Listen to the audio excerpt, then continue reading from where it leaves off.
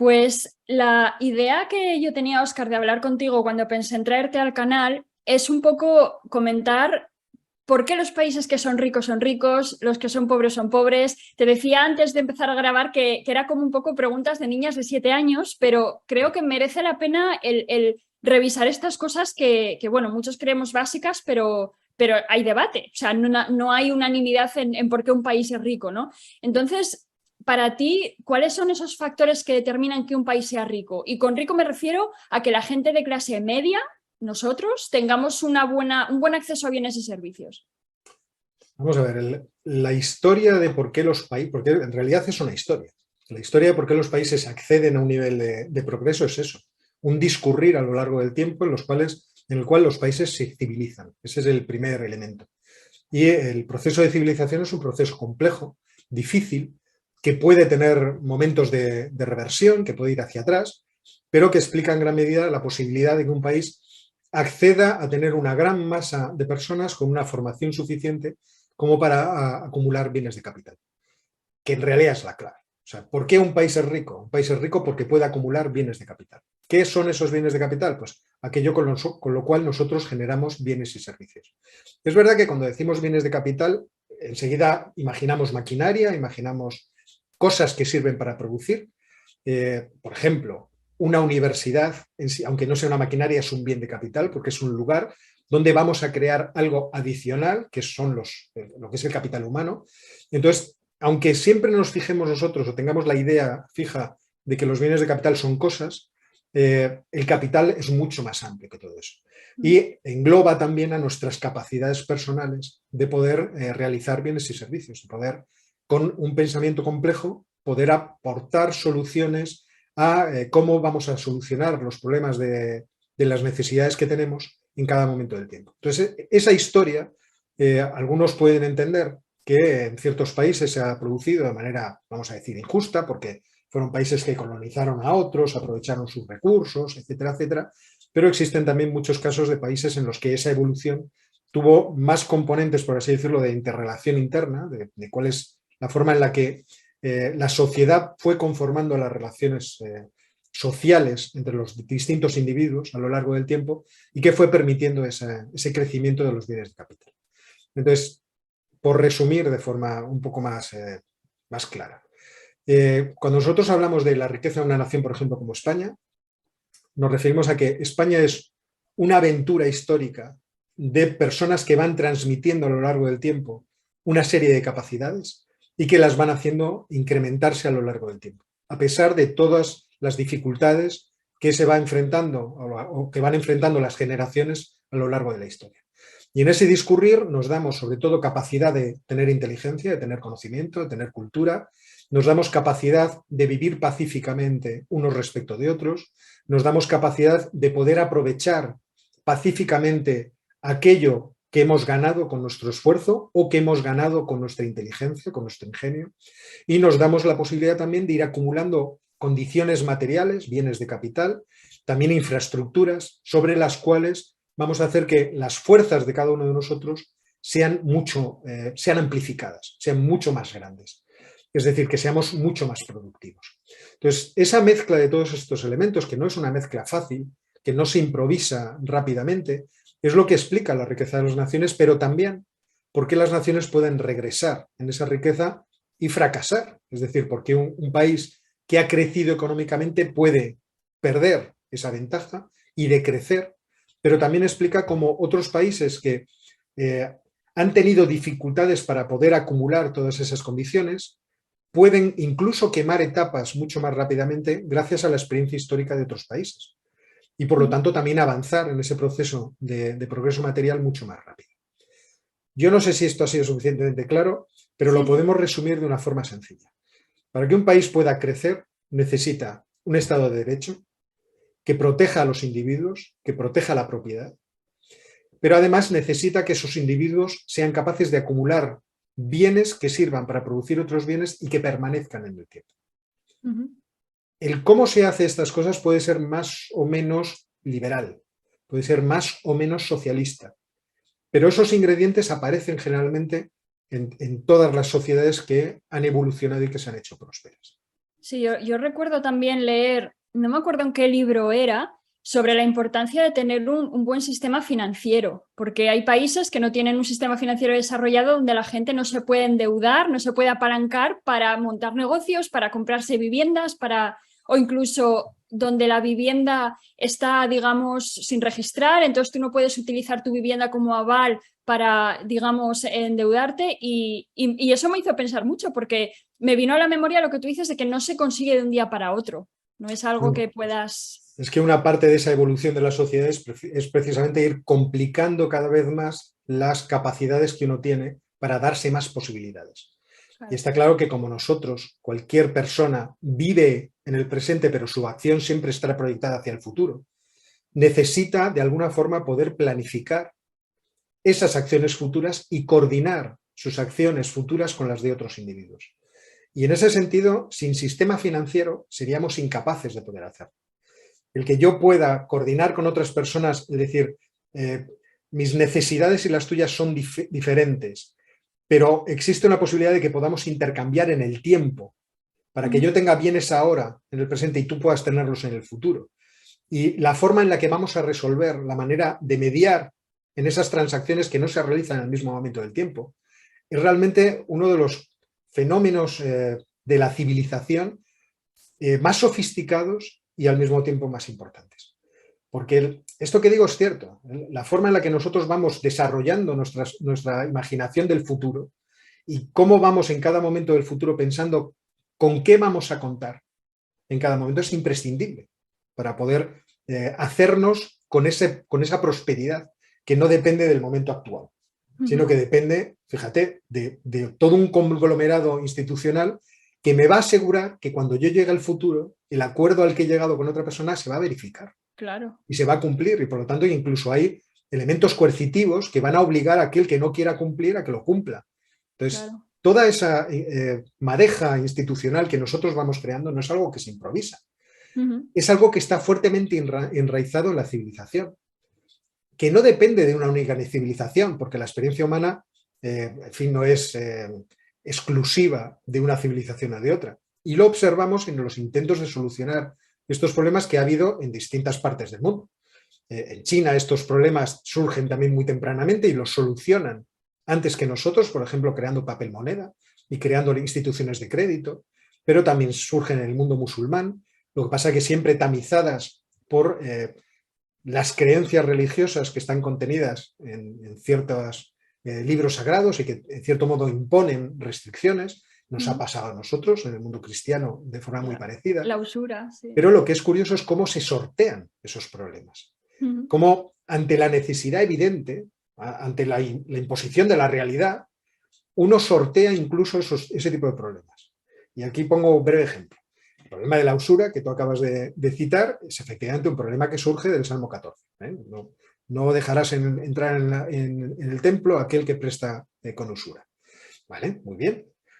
Sin embargo, yo tengo un problema que es un problema de que si vivo en la España del siglo XV o XVI y soy un comerciante, tengo que trasladar mis mercancías por caminos azarosos, en viajes largos, y tengo que asegurarme de alguna forma de que cuando yo llegue a la plaza siguiente donde voy a vender mis productos, los acuerdos a los que llegué hace 3 meses se puedan cumplir. Y que además, efectivamente, alguien pueda financiarme operaciones o yo pueda financiar operaciones. Entonces, en el siglo XVI aprovecharon las diferentes monedas que había por toda la península, que tenían distintos contenidos metálicos, para despistar a las autoridades y poder hacer estos intercambios con tipo de interés. Entonces, lo que veía la autoridad era cambios de monedas en monedas. Están cambiando la moneda local de no sé dónde por la moneda local de no sé cuál. Pero en realidad lo que habían acordado los comerciantes era yo te presto y tú me devuelves con un plus que medimos en oro o medimos en plata, es decir, medimos en mercancías. Y claro, para el ojo que es neófito, que no está acostumbrado a los negocios, pues aquello parecía muy normal. Pero lo que había dentro era préstamo. Oiga, es que es necesario, porque si no, ¿cómo vamos a cuadrar nuestras operaciones en el tiempo? Claro. Afortunadamente, eso evoluciona hasta puntos en que es verdad que algunas veces a uno le cuesta entender algunos tipos de activos financieros. Sí, no, desde luego. Y volviendo a lo que decías del Estado de Derecho o alguien que asegure que esos contratos se cumplen, Sí, me gustaría enfatizar la importancia de la seguridad jurídica, porque yo cuando hablo de, pues bueno, muchas veces en Twitter hablo de lo bueno que es bajar impuestos, liberalizar la economía y todo esto, y la gente me dice, pues mira, tal país africano tiene unos impuestos bajísimos, claro, pero no tiene seguridad jurídica. De nada me sirve que no me hagas pagar impuestos si voy a invertir en una fábrica y me la van a quitar al mes siguiente o ni siquiera la voy a poder construir. Entonces todos son requisitos necesarios para que prospere el país. Vamos a ver, la comunidad política es imprescindible. Yo no voy a hablar de pacto social, porque el pacto social entiendo que tampoco es necesario para que haya una comunidad política, pero la comunidad política es imprescindible en el momento en que entramos en relación y en interacción con otros seres humanos. Entonces, más tarde o más temprano tendremos que ver cómo organizamos ese ámbito en el cual estamos todos juntos. Y de ahí surgen las instituciones políticas y de ahí surgen los estados.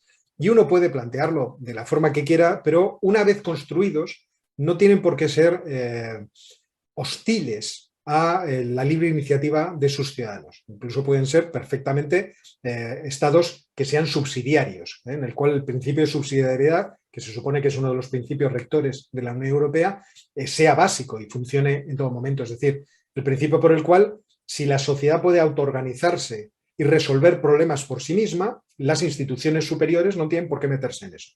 Lo que tienen que hacer es alentar y apoyar que eso pase. Porque si no, corremos el peligro, que es el peligro que yo creo que los liberales suelen enfatizar, el peligro de que la sociedad sea como el suelo, todos estamos unificados, somos iguales, pero el poder está allá arriba y no existe nada que medie entre el poder y los ciudadanos. Es la tentación, en realidad, que tienen muchas veces los políticos de aunar en su mano todos los poderes del Estado. Que no haya división de poderes, que no haya control de poderes, déjenme ustedes las manos libres para que yo haga lo que quiera. Eso no es necesario en ningún caso. Muchas veces cuando estamos hablando de ¿son necesarios los impuestos o no son necesarios? De lo que estamos hablando en realidad es, oiga, el Estado va a ser tan oprimiente, no voy a decir opresor porque no quede ahí la expresión, pero nos va a tener tan controlados que nuestra libre iniciativa, la capacidad que nosotros tenemos con nuestra inteligencia de poder solucionar problemas, va a quedar completamente ahogada.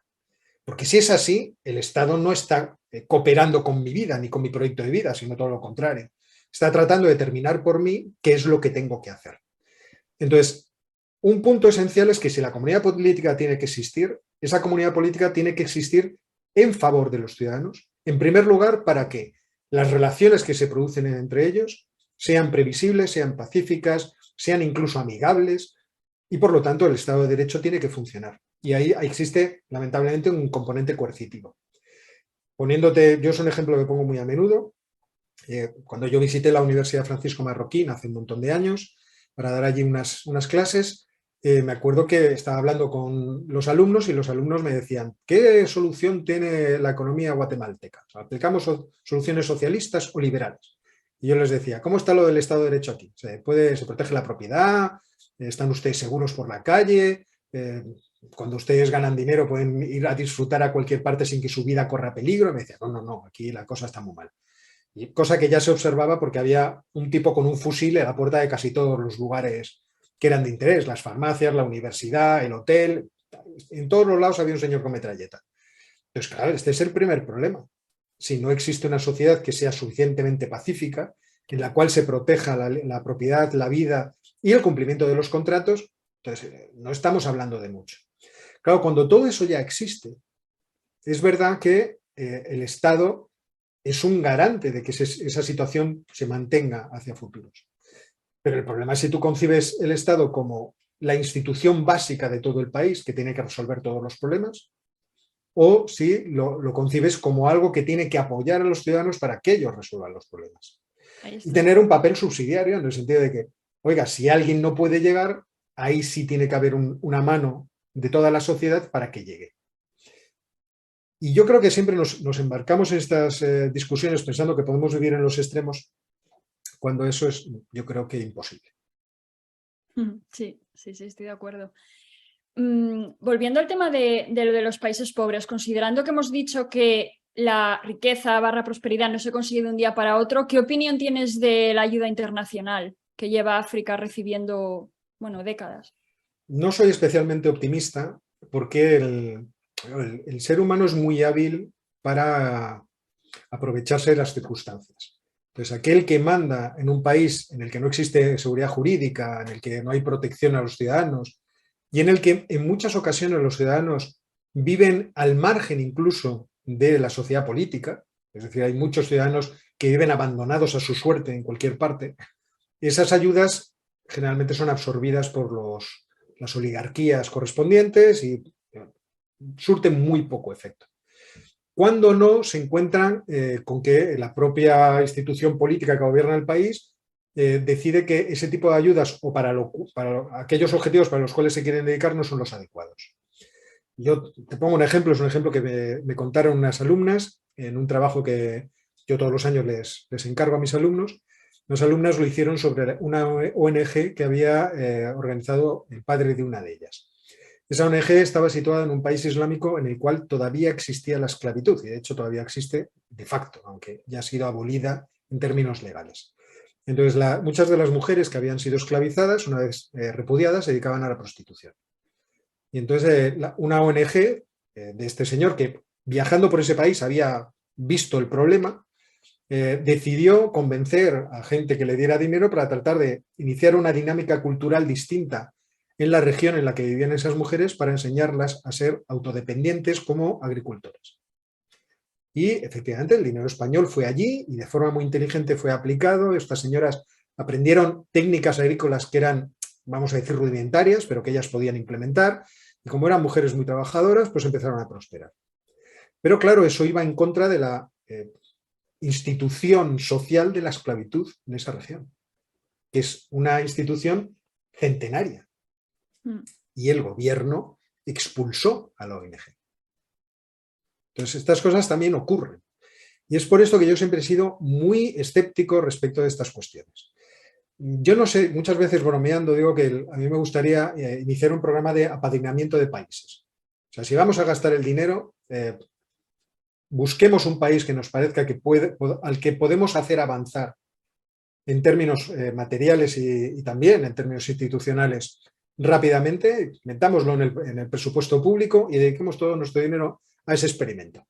Les damos sanidad, les damos educación, a cambio de que estemos allí sobre el terreno, perdón, controlando todas estas cuestiones, y vamos a ver si un experimento de este tipo de vamos a quemar etapas para que esta sociedad pueda hacerse cargo de sí misma, puede funcionar. Y si hoy, en el momento que se hace cargo de sí misma, nosotros nos retiramos alegremente. Hombre, yo entiendo que esto obviamente es una idea feliz, una ocurrencia que uno tiene y que solamente no es factible ponerlo en marcha porque nos encontraríamos con todos los problemas de la realidad a los que me he referido antes, pero casi lo preferiría, que este dinero que se lanza a los países y dentro de los países parece que se disuelve. Yeah. Y además llevamos decenios haciendo esto. Y por contar otra anécdota, seguramente si alguien me conoce la habrá escuchado más de una vez, yo tuve un profesor en la carrera que había estado en la oficina de ayuda al desarrollo de no me acuerdo qué gobierno, supongo que el gobierno de la UCD, el primer gobierno democrático que hubo en España, y estos mandaban dinero a Argentina y él me decía, es increíble, en el viaje se pierde la mitad. Yeah. Bueno, pues, ¿cómo se perdía la mitad? Es algo que nunca averigüé, pero supongo que cuando aterrizaba pues se disolvía. Sí, claro. Sí, luego aparte los de Visual Politics sacaron un vídeo donde hablaban de los efectos que parte de cierto tipo de ayuda tiene en la economía local. De gente que a lo mejor tiene que cerrar un negocio porque su pueblo recibe el objeto que él o ella construía y claro, si lo tienes gratis, entonces también... Hay muchos problemas. Vamos a ver, cuando tú intervienes en un proceso cultural, en un proceso histórico de un país, hay muchos riesgos que se corren. Es verdad que dentro de esos riesgos está el que la gente tenga que adaptarse a nuevas realidades. En algunos casos esa intervención es tan sumamente drástica que arruina completamente sectores. Esto lo vimos con la famosa Revolución Verde en los años 60-70, cuando el mundo aterrizó, el mundo civilizado, quiero decir, los occidentales, los que sabíamos, los que teníamos la tecnología y aterrizamos por todos los países en vías de desarrollo ofreciéndoles maquinaria, fosfatos, todo tipo de fertilizantes a unas personas que no tenían la capacidad de gestionar ese nivel de bienes de capital o incluso, si queréis, ese estadio de desarrollo. y efectivamente arruinaron a muchos sectores locales, porque cuando se quedaron allí los tractores y los fertilizantes, al año que viene pues no tuvieron dinero ni para el gasoil, ni tuvieron dinero para los fertilizantes, ni nada por el estilo. Mucho más inteligente fue la idea que tuvo Muhammad Yunus, a pesar de su evolución posterior, con los microcréditos. Yunus va a un pueblo indio y allí se da cuenta de que las personas que se dedican a la agricultura no logran producir un excedente suficiente como para reinvertirlo y hacerse con bienes de capital para mejorar la situación hacia el futuro. Y no lo consiguen porque hay prestamistas usurarios que absorben completamente los excedentes que ellos generan. Y por otra parte también se da cuenta de que hay un problema con esto de los préstamos, porque muchos hombres se alcoholizan y entonces a veces los préstamos los dedican a lo que no deben y entonces el usurero se queda con el excedente y con mucho más. Entonces la gente siempre vive en una situación de miseria. Como diría Marx, reproducidos en la misma situación. Bueno, pues lo que se le ocurre a Muhammad Yunus es: voy a hacer préstamos pequeños y como no puedo pedir una garantía real, voy a pedir una garantía personal. Entonces yo me pongo allá a prestar, que calculó que para todo un pueblo con $28 le bastaba, o sea que tampoco es que se fuera a arruinar el muchacho. Y entonces la primera mujer que se le acercó dijo: muy bien, yo le prestaría a usted el dinero cuando me traiga 4 mujeres más de 4 familias distintas. Y entonces empezaremos dándole el préstamo a la quinta, serán responsables solidarias ustedes 5, en términos personales. Entonces, después del primer pago, se lo doy a la siguiente, después del siguiente pago a la siguiente, hasta que ya estén ustedes 5 y entonces continuamos. Bueno, pues las mujeres eran mucho más serias, no se emborrachaban, parece que tenían una mayor implicación en el progreso de sus familias y de repente aquel invento de los microcréditos generó excedentes para que ellas pudieran tener lo suficiente como para hacer terrazas, por ejemplo, para el terreno, para que no se fuera, para comprar arados, para comprar y dar el salto al siguiente nivel. Era lo que les impedía una situación, bueno, pues que no lograba solucionar o no lograba salir de un círculo vicioso. Yo no digo que nos tengamos que someter a ese tipo de evolución lenta, se puede incrementar, incluso se puede tratar de acelerar estas cosas, pero si lo tratas de acelerar demasiado te sales, claro. Te escapas de la fotografía y entonces no estás solucionando el problema sino agravando. Claro, claro. Y Óscar, tú que tienes que leer sobre la actualidad de tantísimos países, ¿hay algún país que ahora mismo es considerado, entre comillas, pobre, al que tú le veas muy buenas opciones? Que tú pienses, este país en una década o en 2 décadas... Bueno, hay muchos países que pueden dar el salto, vete tú a saber si lo darán. Yo hay muchos países a los que tengo fe, pero que tienen tales problemas sociales dentro que siempre me parece que van a partirse de un momento a otro y a lo mejor partiéndose acaban teniendo una solución. Yo soy muy fan de Nigeria, creo que es un país de un gran futuro con graves problemas sociales, con una división religiosa y ahora mismo con el ataque del yihadismo que puede dar al traste con una evolución democrática y con una cultura nigeriana muy rica y además muy mezclada con lo occidental, muy moderna. Y efectivamente, pues quién sabe a dónde puede ir. En África también está Kenia. Kenia tiene grandes posibilidades de crecimiento económico. Gracias a haber sido incluida dentro de la Ruta de la Seda, está aprovechando bastante bien su papel, su situación. Etiopía podía haberlo sido, pero fíjate, se nos han metido en una guerra civil, es un follón étnico realmente tremendo, pero estaban poniendo las condiciones, tienen recursos naturales muy abundantes, tienen agua, pero el país que yo diría que nos sorprenderá en muy breve es Tailandia. Tailandia es quizá el país de todos los países que uno puede echarle un ojo en términos económicos, que tiene las mejores condiciones para crecer económicamente de manera disparatada. Primero porque tiene una población abundante, yo creo que son 65 millones de habitantes, porque han sabido hacer últimamente las reformas económicas, su gobierno central está muy bien gestionado y porque está en una región del mundo destinada a explotar económicamente como no hemos visto. O sea, ya hemos visto lo que ha pasado en China y posiblemente si logran pacificar sus sociedades, si logran que el problema de sus etnias se controle, tienen unas posibilidades de futuro realmente enormes, de gran crecimiento económico. Sí, el sudeste asiático es como la región... Sí, o sea, podrías decir Kazajistán es un país que también es muy prometedor. Tiene sus propias dificultades porque es un país encerrado entre otros países, pero tiene recursos naturales, tiene una situación relativamente pacífica, un buen nivel cultural. En fin, yo creo que cuando te fijas en esas condiciones vas viendo que los países pueden prosperar. Luego, si se echan en brazos del libre comercio y del mercado, si aprovechan las capacidades que tienen todos sus ciudadanos, la inteligencia que tienen todos sus ciudadanos, primero volcada obviamente en el propio interés de cada uno de ellos, que más tarde o más temprano se transmitirá en que quieren ofrecer soluciones a los problemas de los demás. Claro. Y al mismo tiempo retienen esa cualidad que debe tener el Estado de mantener pegado todo, de que haya un buen sistema jurídico, que te defienda, que te proteja, que haya buenas infraestructuras. La cosa no tiene por qué funcionar mal, sino todo lo contrario. Uh-huh. Cambiando un poco de línea, bueno, yo no sé si la gente que te ve en YouTube lo sabe, pero tienes unos vídeos que hablan de corrientes económicas, en plan como clases, ¿no? Magistrales. Y me vi algunos vídeos de la escuela austríaca y hablas de la importancia de cómo se percibe al agente económico. Entonces, ¿cómo explicarías a qué llamamos el agente económico? Vamos a ver, pero aquí nos metemos en el pantano de la teoría, ¿vale? Esos vídeos existen porque yo he sido durante muchos años profesor de Historia del Pensamiento Económico y me he leído a todos esos autores muchísimo y por lo tanto me apetecía explicar lo que creo que ellos dicen. No Es lo que a mí me gusta lo que dicen. Es teoría, pero yo lo voy a traer lo voy a bajar a tierra, ¿eh? Me parece muy bien, me parece muy bien. Sí. Entonces, aquí la pregunta que hay que resolver, y hay un vídeo sobre el que hablo de esto, es ¿a qué se dedica la teoría económica? La teoría económica se dedica a tratar de entender el resultado de acciones de personas y de interacciones de personas. Es decir, todo lo que llamamos nosotros economía, la inflación, que suba el PIB, la formación bruta del capital fijo, el tipo de interés, todo eso es el resultado de acciones de personas que buscan satisfacer necesidades en entornos de escasez. Es decir, todos nosotros buscamos satisfacer necesidades que percibimos subjetivamente. Algunas me dirán, alguien está pensando, no, hay muchas que son objetivas, claro.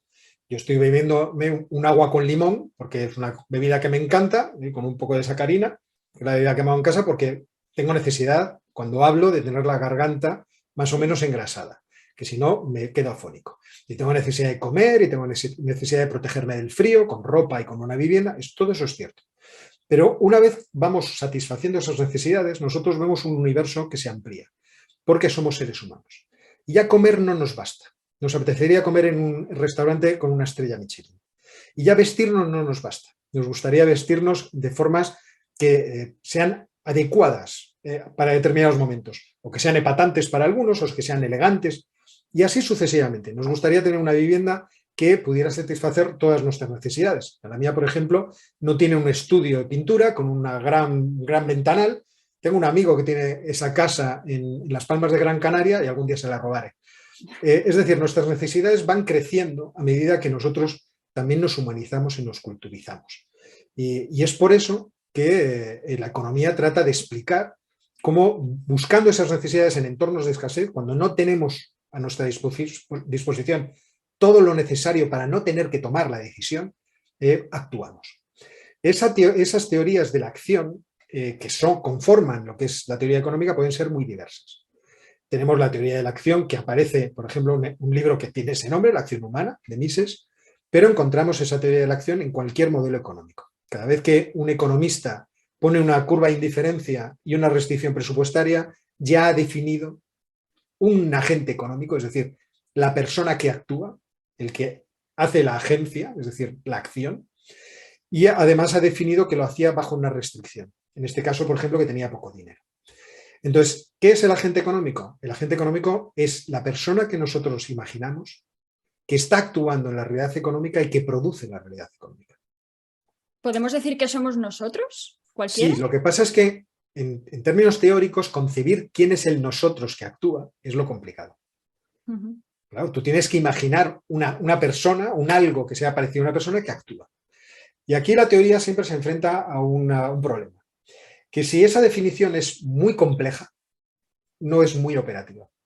Cuanto más compleja es la comprensión que hacemos del ser humano, menos fácilmente vamos a poder deducir qué esperamos de su acción. Sin embargo, si la hacemos muy simple, entonces incluso podemos definir a la persona como una ecuación matemática.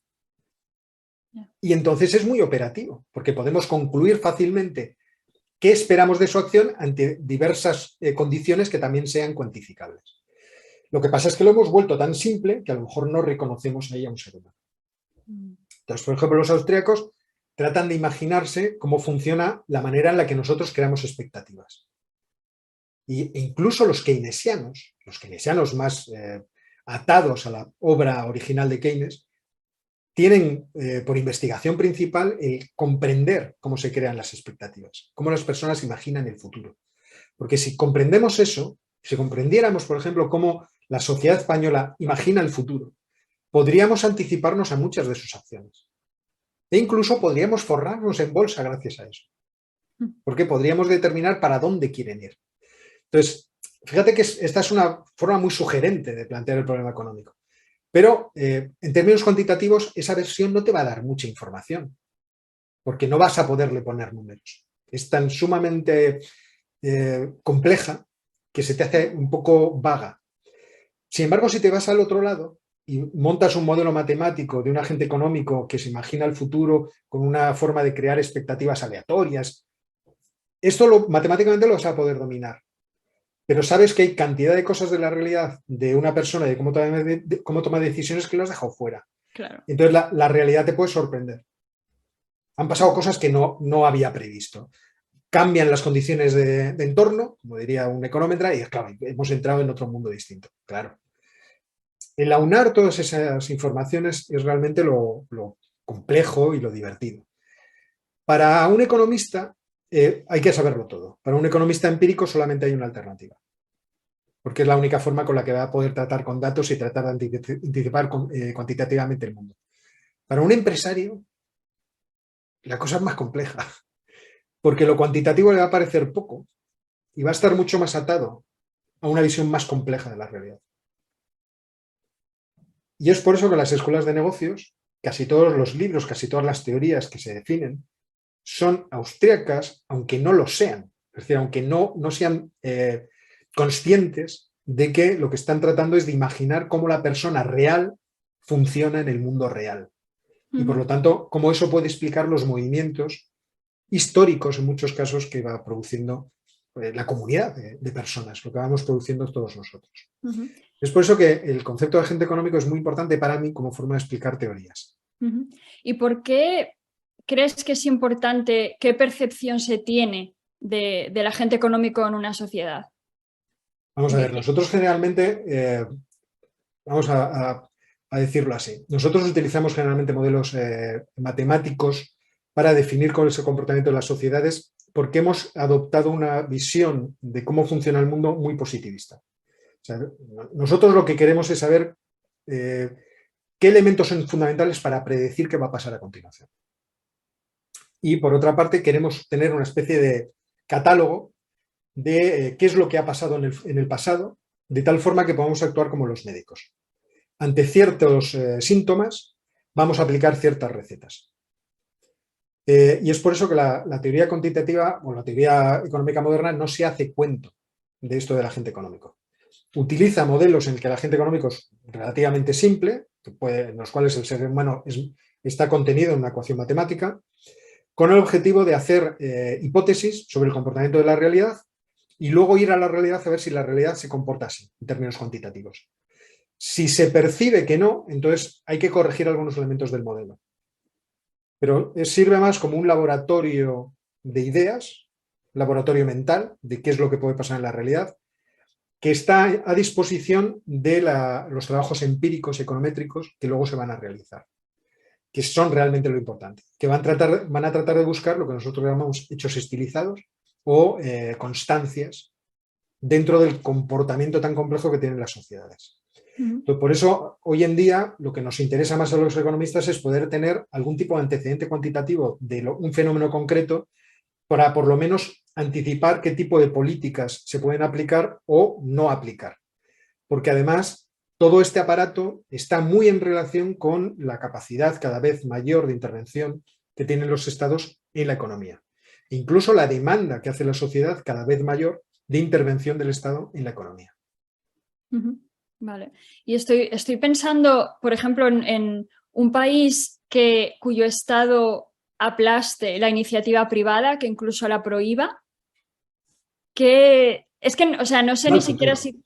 Mal Es futuro. que O sea, mal no futuro. sé ni siquiera si tiene sentido plantearse qué concepción tienen ellos del agente económico. A lo mejor ni siquiera lo tienen en su mapa mental, pero... Vamos a ver, tú imagínate, o sea, vamos a la parte, o a una versión, vamos a hablar de una versión muy simple de ese problema y una versión muy complicada. La versión muy simple es la Rusia de Lenin, en donde me parece que eran 53 individuos deciden planificar toda la economía de Rusia, con papel y lápiz y contando, entiendo, con los números, no sé si tenían algún tipo de aparato para poder calcular cifras. Y entonces esa gente decide que la inteligencia que está en la cabeza de todos los ciudadanos del país no es tan importante como la suya. Y que ellos pueden determinar qué es lo que necesita la sociedad y cómo se les puede proporcionar eso que necesitan. Claro, dejar al margen del proceso de la creación de bienes y servicios la inteligencia de tantos millones de personas, obviamente es un despropósito. Y el resultado que va a tener es mucho menos eficiente del que hubiera tenido en una sociedad en la que hubiera habido una mayor participación. Eso me parece absolutamente evidente. Pero es cierto que la planificación se va beneficiando de métodos cada vez más complejos de recibir información y procesarla. Y en algunos momentos incluso se puede aplicar sobre sociedades que funcionen más o menos libremente. Ahora estoy pensando en China.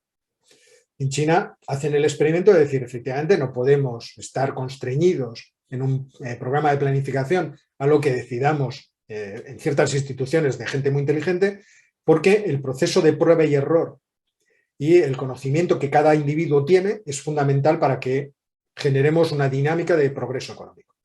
Y entonces se lanzan a ello con la ayuda, obviamente, de nuestro capital, sin el cual seguramente nuestros ahorros no hubieran podido hacerlo. Pero como quieren mantener el control de la sociedad, empiezan a pensar cómo la computación y la inteligencia artificial puede utilizarse al servicio de la política económica y de la intervención estatal. Y en algún momento esas dos realidades acabarán colisionando. De hecho, ya hemos visto un episodio cuando el Partido Comunista Chino intervino y reguló a las empresas más exitosas que tenían en sus índices bursátiles, por ejemplo, Alibaba. Oiga, es que usted no puede hacer lo que quiere. ¿Por qué? Porque tiene que encaminarse en la dirección que determina el partido. Ya veremos cómo esa interrupción afecta a la rentabilidad de las empresas. Es decir, el hecho de que las empresas se pongan al servicio de los objetivos del Estado y no al servicio de los intereses de los ciudadanos, que son los que tienen las necesidades que han de ser satisfechas. Claro. Entonces, eso ya lo veremos, pero seguramente esta última forma será mucho más eficiente que la primera. Ya. Aún así, esta última forma no será tan eficiente como aquella en la que nosotros permitamos que los individuos exploten su capacidad de conocimiento lo más ampliamente posible. Lo cual tampoco quiere decir que ese mundo tuviera que ser estrictamente un mundo de sociedades anónimas y un mundo capitalista. Por eso es una cuestión distinta. Es decir, lo que tiene que ser es un mundo de iniciativa privada.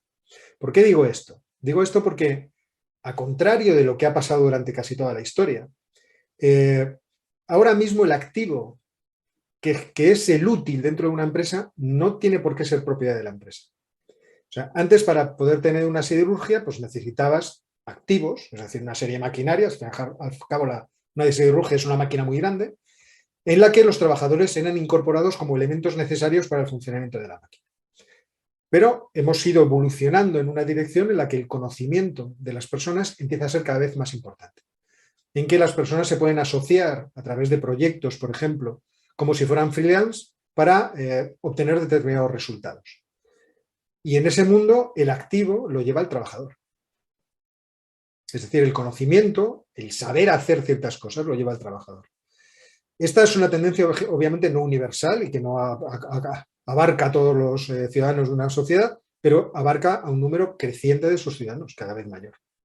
Que incluso, como estamos haciendo tú y yo ahora mismo, pueden proveer servicios, gracias, sí, es verdad, de una plataforma muy grande, pero seguramente habría formas distintas, a través de plataformas más pequeñas, de hacer este mismo proceso, de tal forma que somos tú y yo el activo del asunto. Ujú.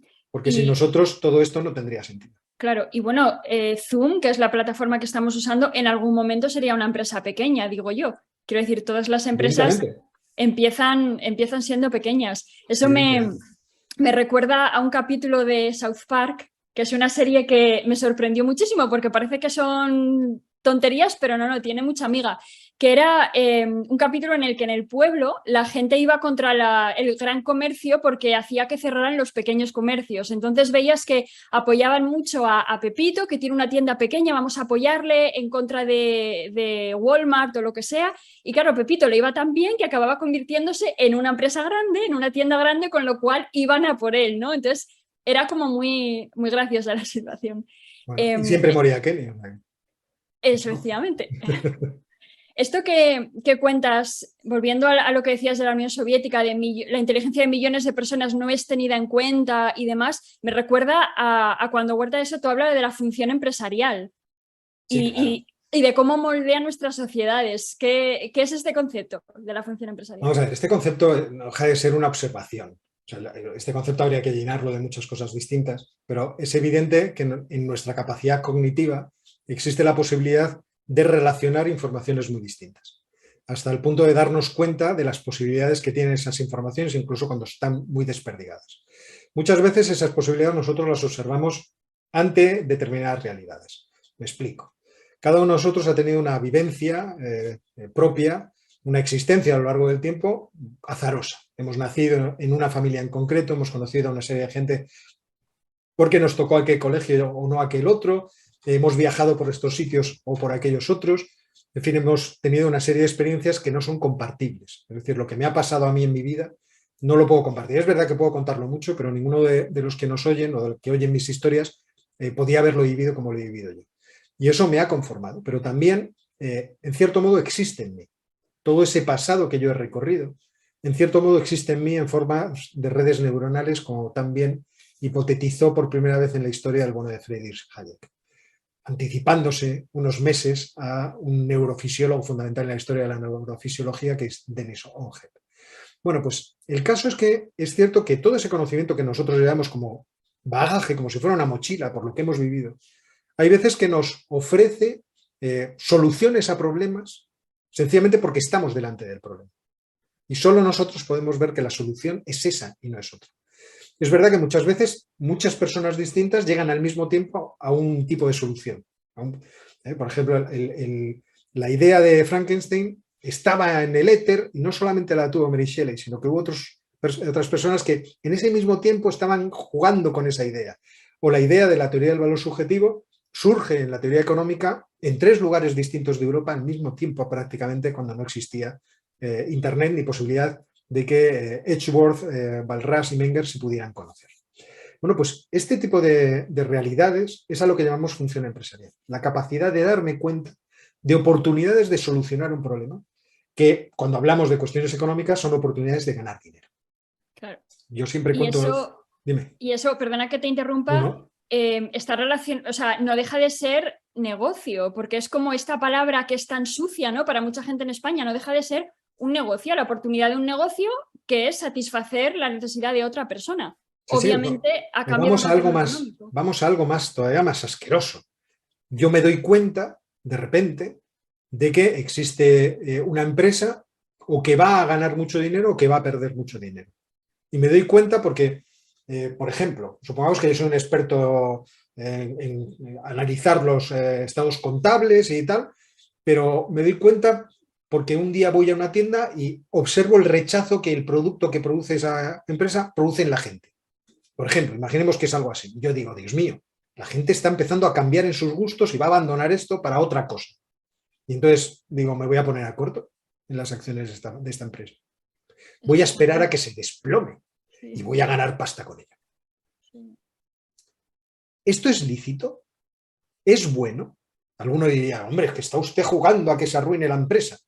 Sí, sí, pero cuando la gente empieza a vender acciones como locos, el que está proporcionando la liquidez en el mercado soy yo. Claro. Y de eso voy a ganar dinero. También corro el riesgo, obviamente, me puede salir mal. Pero quiero decir, este tipo de forma de darme cuenta de posibilidades en la realidad, es obviamente algo que puedo utilizar para beneficiarme. Es un conocimiento útil y, por lo tanto, del cual yo puedo obtener un beneficio que es absolutamente lícito. Claro. Y esto es algo que a la gente le causa mucho dolor. El que alguien solamente por sumar 1 más 1 y darse cuenta que son 2, pueda crear una realidad que le haga beneficiarse de ella. Cuando en realidad es algo que todas las personas hacen continuamente. Sí, sí, sí. Continuamente. O sea, no es que sea una cosa, no, es algo natural en todos nosotros. Sumar 1 más 1 y decir lo que debería hacer esto para beneficiarme, para beneficiar a los míos o para beneficiar a la humanidad. Me da exactamente igual. Y entonces uno lo hace. Es que es humano, por eso dice Huerta de Soto, ¿no? Que los que tratan de demonizar esto van contra la naturaleza del ser humano. Porque No, pero lo que pasa es cierto que tú puedes decir, hombre, a mí me gustaría salir con Juanita, está Pepito, sé que Pepito va a estar solo al lado del acantilado mañana, le empujo. Hombre, vamos a ver, sí, efectivamente la función empresarial puede utilizarse, quiero decir, nuestra capacidad de darnos cuenta puede utilizarse en vías completamente aterradoras. Pero cuando se produce en cuestiones comerciales, cuando yo me doy cuenta, por ejemplo, de que alguien quiere una cosa y esa cosa está allí perdida en un sitio y nadie la valora, y yo voy a comprarlo, me arriesgo a comprarlo y se lo llevo al otro individuo y gano, en ese arbitraje gano un dinero, claro. ¿qué mal he hecho? Si he beneficiado a aquel que le he dado algo que quería, que era dinero, por algo que no quería. Y a aquel señor le he dado aquello que quería y él me ha dado dinero que era lo que yo quería. Claro. ¿Qué hemos hecho mal en la humanidad? Absolutamente nada. Esa actividad, que es una actividad de comercio, sin embargo, ha estado denigrada a lo largo de la historia, en fin, por pensadores, por filósofos, por teólogos. Bueno, ha habido muchos teólogos que se han dado cuenta de que precisamente eso es lo bueno de oiga, esto hay que hacerlo, porque efectivamente todos mejoramos, ¿no? ¿Cuál es el problema? Y que está detrás de la realidad de que la economía es un juego de suma positiva. No es un juego de suma cero en la que todos van a tratar de beneficiarse de una sola cosa. Entonces, claro. si no lo coge Pepito, lo va a coger Manolito. Entonces, Claro. si Manolito es el empresario, es muy malo, porque le está quitando a Juanito. No es este asunto. La economía es una cuestión de cooperación. Y que cuantos más locos seamos, mejor. Es de participación, de tratar de entre todos hacer acciones colectivas para producir bienes que sería muy complejo realizar por uno mismo, pero que satisfacen necesidades de personas reales y que mejoran su vida, les benefician. Entonces, esa potencia que está implícita en todas las sociedades es imprescindible tratar de fomentarla.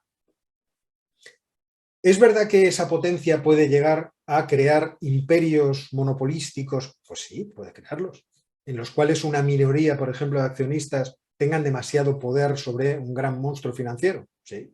E incluso pueden pasar cosas peores, porque lo hemos visto en muchas ocasiones en la historia, que esos monstruos traten de solapar sus errores, por ejemplo, estas empresas químicas que intoxicaron pueblos en los Estados Unidos y luego querían, yo no lo he hecho yo.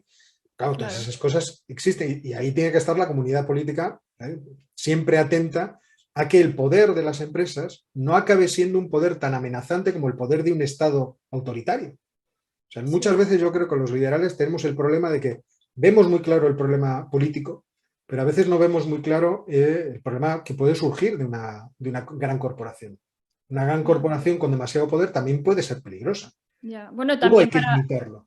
También para eso está el derecho, ¿no? Quiero decir, Bayer, por ejemplo, está teniendo que pagar unas millonadas a gente por supuestamente haberlos provocado cáncer. Absolutamente. Pero es que es imprescindible que eso también lo entendamos. Claro, claro. Muchas veces el poder, vamos, que lo que no es, vamos a ver, lo que tenemos que entender es que el poder es aquello, o el poder aplicado sobre nosotros y que puede limitar y coaccionar nuestra libertad, es lo que realmente tenemos miedo. Venga de donde venga y sea como sea. Y que muchas veces necesitamos de la comunidad política para defendernos de ciertos poderes y que en otras ocasiones necesitamos defendernos de la comunidad política. Pero esa pelea, por así decirlo, está siempre dentro de lo que es, yo creo, el espíritu de las personas que aman la libertad. Sí. Y bueno, ya para acabar, que veo que llevamos una hora, ¿nos puedes recomendar, sé que va a ser difícil, pero algún libro para gente que quiera, pues, iniciarse en este tema de qué hace rico un país, por qué los países que son pobres. Pues mira, la verdad es que no lo había pensado, ¿eh? No había pensado yo... Hombre, está el libro de Acemoglu, el de ¿por qué fracasan las naciones? Era. ¿Por qué fracasan los ¿Por qué países? No, lo leí. Sí. Why countries fail? A mí Sí. me parece ese libro bastante bueno. O sea, hay partes históricas que me parecen muy discutibles. A mí me irrita mucho cuando habla, por ejemplo, del Imperio Español. Creo que hay cosas que no conocen suficientemente bien, pero lo que es la tesis general creo que es absolutamente imprescindible. La idea de que las instituciones son fundamentales para el buen funcionamiento de las sociedades y que las instituciones que apoyan el crecimiento económico, es decir, que apoyan este proceso descentralizado, descoordinado, en cierto modo espontáneo, en el cual la línea de iniciativa de cada uno de nosotros trata de empujar a la sociedad a una situación más próspera, son fundamentales. Es una solución fundamental. Pero hay un libro ya mucho más viejo que creo que tiene mucho interés y además se aplica a un caso histórico muy concreto, que es Bienestar para Todos, de Ludwig Erhard, que fue ministro de Hacienda o de Economía, ya no me acuerdo bien, en el primer gobierno democrático que tuvo Alemania después de la Segunda Guerra Mundial, siendo además Erhard parte de un movimiento cultural y económico muy interesante que es el ordoliberalismo, entre los que estaban dos autores que a mí me parecen deliciosos de leer, inteligentísimos y en fin, que a uno le aclara mucho la vida, que son Walter Eucken y Repke, Wilhelm Repke. Yo creo que el libro de Bienestar para Todos, que seguramente es un libro que ya nadie utiliza y del que nadie habla, puede ser una magnífica lectura, porque además es un libro muy fácil de leer. Genial, pues lo buscaré. Y nada, Óscar, muchas gracias. Espero que hayas, digamos, respirado de tanto hablar de Ucrania. Quería darte un descanso de hablar de Ucrania. Lo he estado pensando, digo, yo estoy hablando otra vez del agente económico, qué barbaridad. Sí, para un cambio. Cambio, estoy del gas y de la electricidad un poco harto. No me extraña, no me extraña. Pues nada, muchísimas gracias y estamos en contacto. Gracias a ti, mucho ánimo con la aventura esta internautica. Sabes que te sigo en Twitter, sabes que te sigo en tu canal. Muchas gracias. No, pero te sigo, vamos a ver, esto también hay que decirlo, te sigo antes de que me propusieras salir en tu canal. O sea, yo te estaba siguiendo antes, estaba mirando, o sea, que tú has estado en empresas en Irlanda y en procesos de selección de trabajo y tal. Yo eso te lo he oído decir, cuando te pones ahí protestona contra las progresías, yo ahí te leo todos los días. Muy bien, me alegro. Muchas gracias, Óscar. Hasta luego. Hasta luego.